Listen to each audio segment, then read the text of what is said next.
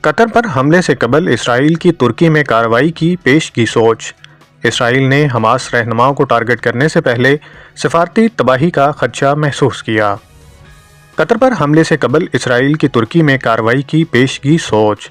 اسرائیل نے قطر میں حملے سے پہلے ترکی میں حماس کے ایک بڑے رہنما کو ختم کرنے کی خفیہ منصوبہ بندی کی تھی، مگر مختلف عوامل کی بنا پر اس منصوبے کو مؤخر کیا گیا۔ لبنان کے اخبار نے رپورٹ کیا ہے کہ اسرائیلی حکومت نے ترکی میں حماس کے اعلیٰ سطحی رہنماؤں کو ٹارگٹ کرنے کی خفیہ منصوبہ بندی کی تھی۔ منصوبہ بندی اس وقت کی گئی جب اسرائیل قطر میں حماس کے رہنماؤں کے خلاف کارروائی کرنے کے امکانات پر غور کر رہا تھا۔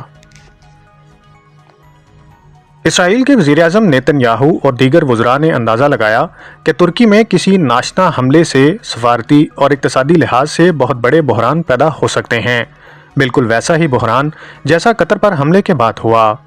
مصر نے امریکہ کو متنبع کیا کہ ترکی میں اسرائیل کی کارروائی بڑی تباہی کا باعث بن سکتی ہے۔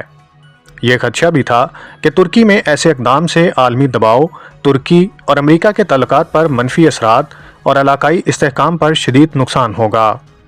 اگر ترکی میں حملہ کیا جاتا تو فلسطینیوں کے ساتھ اسرائیل کے مذاکرات اور جنگ بندی کے امکانات کو شدید دھچکا لگتا۔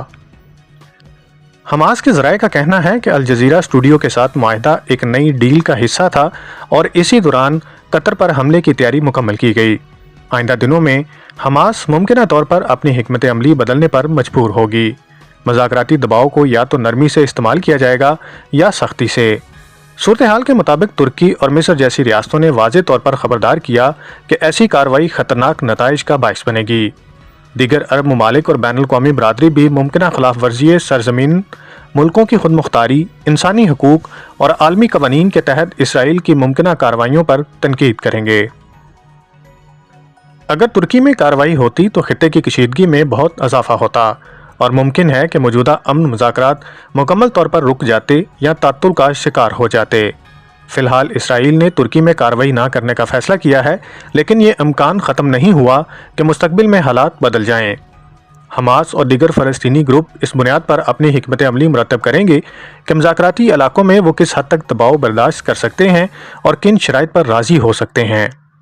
بین الاقوامی سطح پر بھی کوشش ہوگی کہ معاملہ کشیدگی سے بچا جائے، مذاکرات کی راہ ہموار ہو اور خطے میں سفارت